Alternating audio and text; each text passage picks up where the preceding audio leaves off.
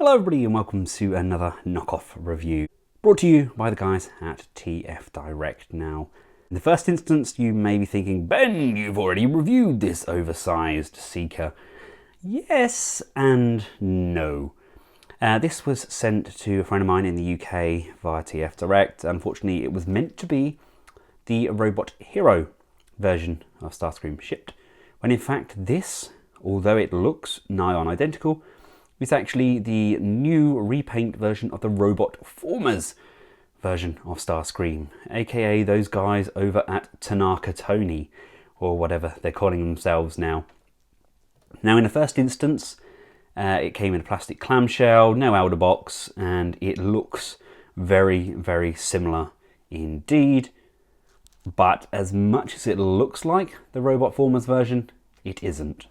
Now, before I start getting into some direct comparisons, accessory-wise, we get a pilot, done pretty much as you would expect. We get a stand and base, and we also get some missiles, and of course the null rays, which I've just switched around so I could mount the missiles so I could tell the difference on the video. And here they are, both together. Now, there are noticeable differences. The panel lining on the Robot Hero version is very, very pronounced.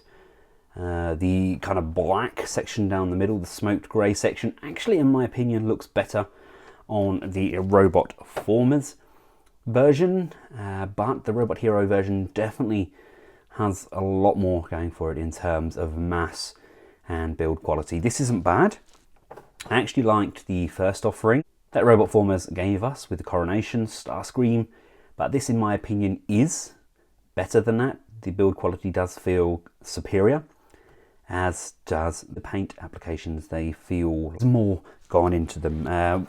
Nose cone wise, it's a much softer, less pointed nose cone on the Robot Formers, but size wise, I mean, they are pretty much identical. There is maybe a millimeter or so in it. It's the difference between, say, a Yes model conehead and a Takara conehead. They are basically essentially the same figure, but very slightly different. You can see what I mean about the paint applications as well. You've got this kind of better kind of smoked area above the top, as opposed to the old Robot Hero version, which is more of kind of a one single line.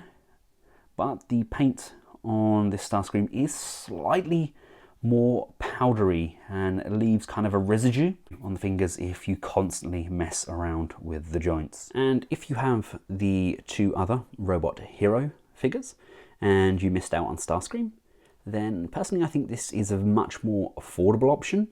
You can actually place your pilots in each, just clarifying that these are nigh on an identical size, and this definitely doesn't look out of place with the rest of those Seekers. In fact, as much as I love the Robot Hero brand, I actually prefer the more pastel appearance of these tail fins and the red itself. Yes, it's not as pronounced and it's not as kind of thickly applied, but it screams kind of more realism to me. Taking a look on the underside, again, you can see that the panel lines aren't quite as pronounced and the colours are much more pastel in appearance. That being said, these are both based off the same Takara figure, so they've basically tried to keep that paint as close to that as possible. Now, before I quickly transform this up, so if it's your first time viewing one of these Seekers, we do have a couple of little features. We have the radar underneath the nose cone there. We have the tab, a peg that slots in underneath, which is how you attach Megatron, the underside of the Seekers, although Megatron is not included. We get these adjustments here for when he's in flight mode. We get an air brake, which slides up on a metal pin there.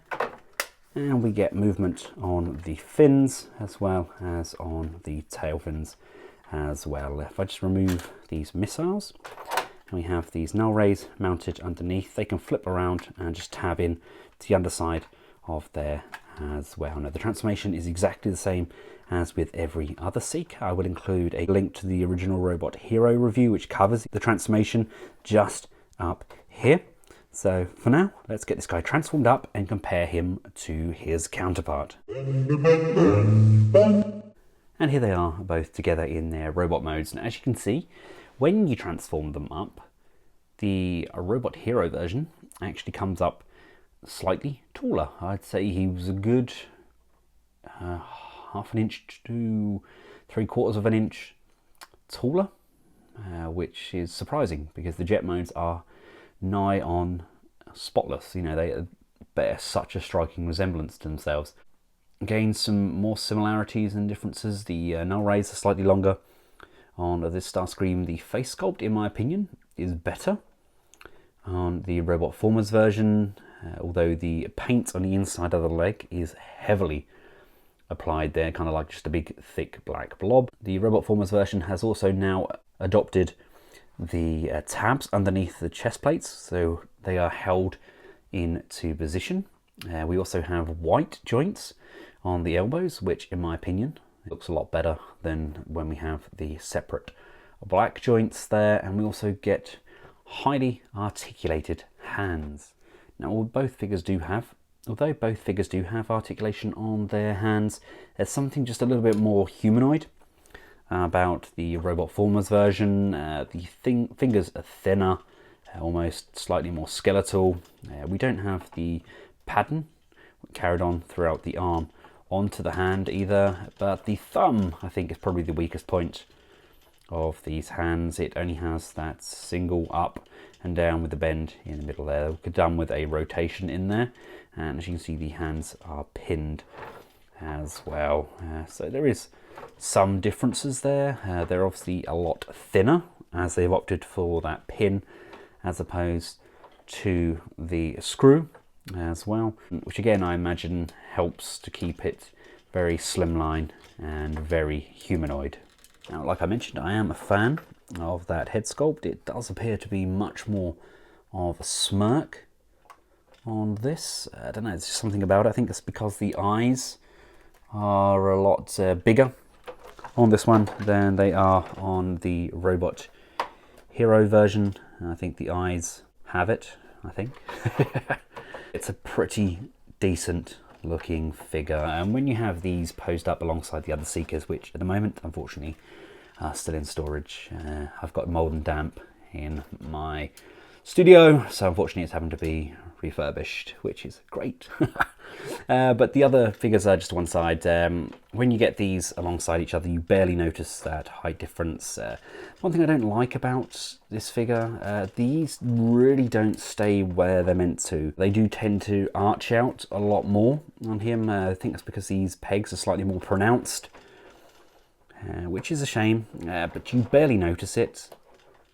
And these do lock in extremely well. The joints are all nice and tight, nothing interferes with this section here. Nice range on the head, forwards and backwards, upper bicep rotation, not one but two bends on the elbow. Nothing on that waist due to the locking, but we do have legs that come forwards out to the side, upper thigh rotation, and we have a nice bend on that knee just beyond the 90 degree. Not a fan of how ugly that knee can be when you use that secondary bend.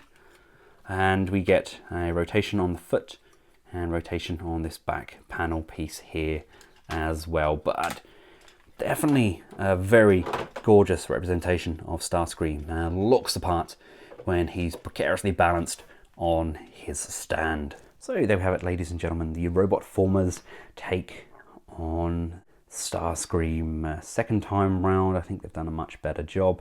I really like how this looks, and I may even prefer it to my Robot Hero version. We need more oversized Decepticons. Come on, give us some cone heads or an oversized Soundwave. Something to go on. Come on, people. There's so many oversizing companies out there. You'd think they'd have tackled some of these by now. Thanks again to TF Direct for making this review possible, and until next time, from myself and Starscream, thanks for watching. Goodbye.